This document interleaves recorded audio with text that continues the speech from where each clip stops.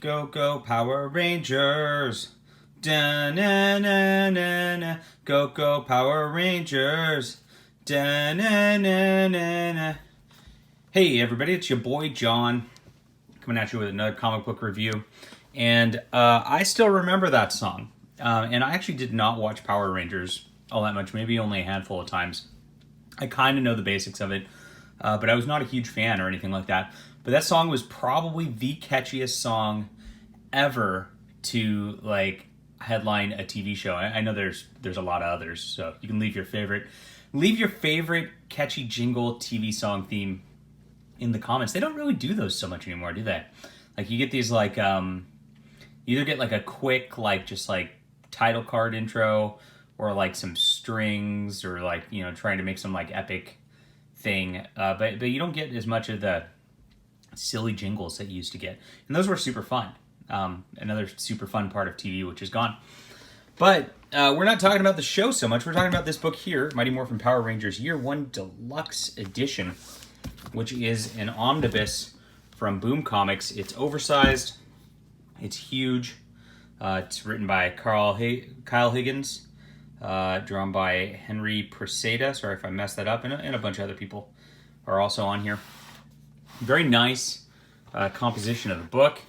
Looks good on the bookshelf. It's a door stopper for certain. It's got the first 12 issues of Mighty Morphin Power Rangers from Boom in here.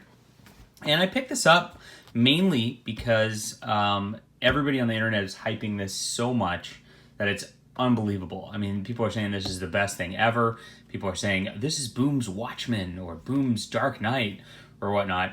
And this deluxe edition has been going for $300, $400, $500 on Amazon and eBay. They just did a reprint of it. I think there's still some out there. You might want to check into that for yourself. I know Barnes & Noble already sold out of their reprint, which is where I got mine. In-stock trades might have some, not sure. But these are going fast because everybody and their mother are hyping this story. So is it worth it? Let's take a look inside and see what we got. So this actually, even though it's called Year 1, I feel like it's a bit of a misnomer. I guess it's Year 1 of the comic.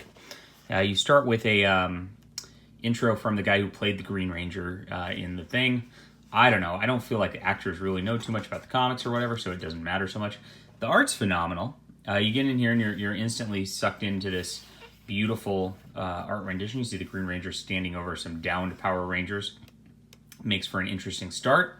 And it's a little fun. So this story really starts with a very personal story around the Green Ranger.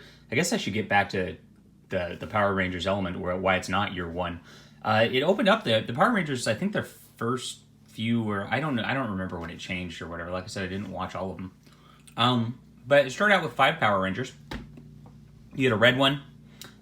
You had a blue one, and you had a yellow one, of course the Asian one. Then you had the pink one, of course the cute female one, and you had the black one, who of course was the black one. And it was pretty interesting on that level. Now what's interesting is the green one. I don't know. He's sort of Jewish, I think. Just something to. It's pretty bad. From that level. So yeah, the green one shows up later. He was a bad guy, and he was kicking the Power Rangers' butts. He was Rita's Power Ranger. She's like some like moon witch who has monsters, and they make monsters and they send them down to Earth and they fight the Power Rangers. Pretty simple concept, pretty fun overall. I kind of wish I was more into it as a kid, but I was not. And the comic really just dials in those fights, and they got these mechs that they fight with again to when the monsters are huge, and otherwise they fight in their little costumes and like do little ninja tricks, and I guess the costumes give them some powers. And they are some like weird alien guy in a glass with just his face leads them, and he's got a robot that helps him out. And the first issue here just kind of goes off on a battle where the Green Rangers is already joined the Power Rangers. The Witch Lady is pissed, and she's sending out some like pretty hot chick to deal with them. So that's how it opens up We get these are background characters from the TV show, and they're just like fanboys of the Power Rangers basically, and they're interviewing everybody as it's going on. I really love the art. The facial expressions are good. She looks like a girl, he looks like a dude. Good stuff. That's the bar in comic books these days, which is a low bar, but it's a good one. And we get a lot of fun and action as it goes through this. Now the story builds into as they fight these. Look at the beautiful art. As they fight these monsters into like. There's some weird thing going on with the Green Ranger where like the bad witch lady's like in his head and he's not sure what's going on. We're not sure if he's going to betray them. It's a very personal story with a lot of action to it, which is fun.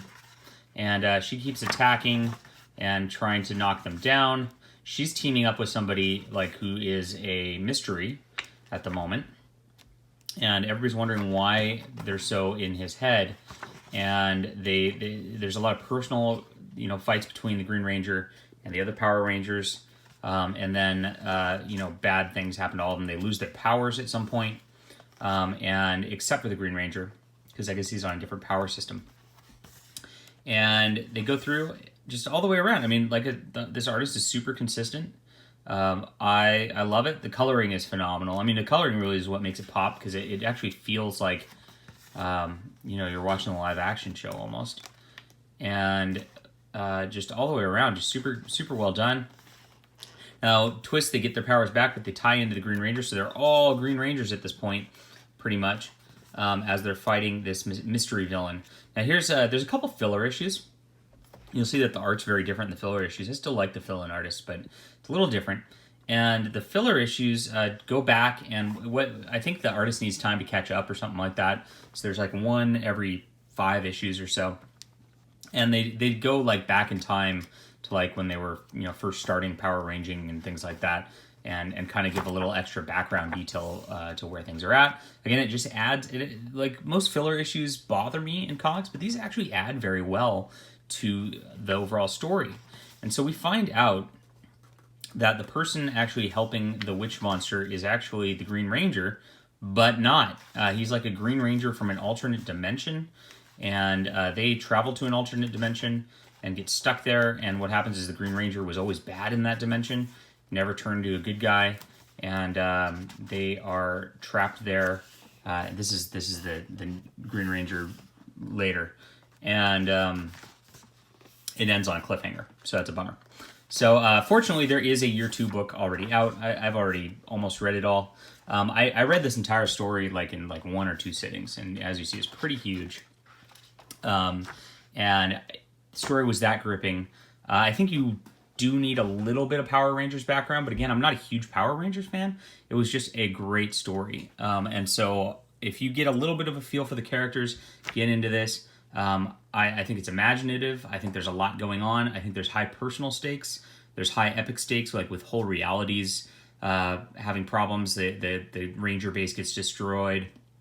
It looks really bad for our fledgling heroes.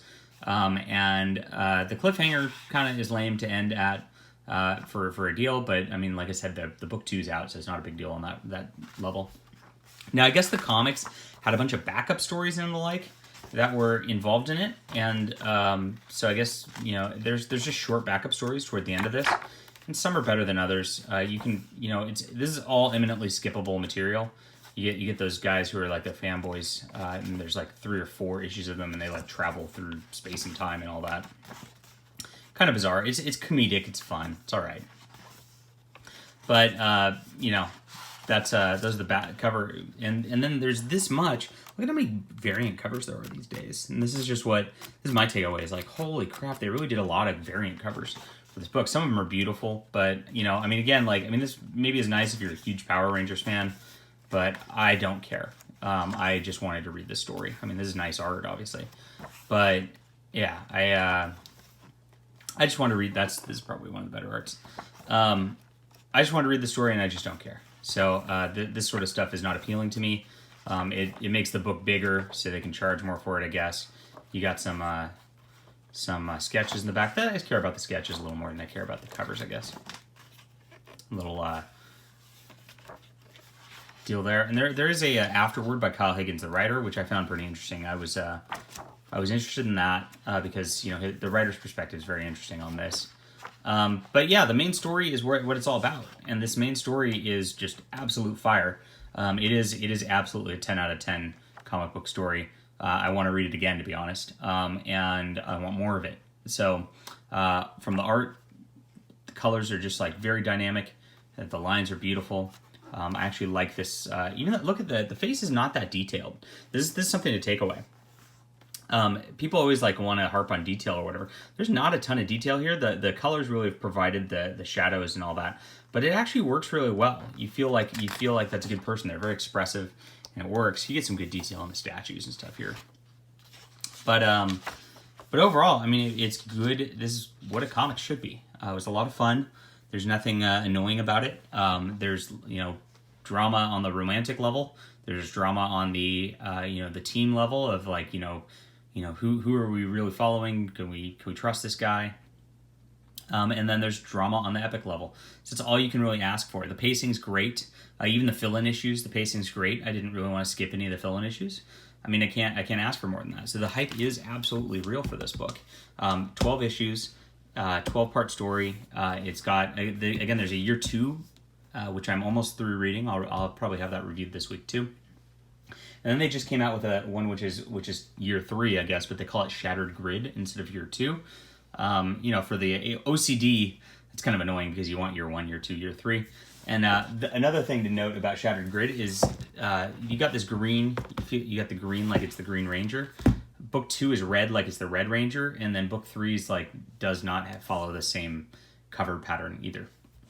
So on the OCD level, that's annoying.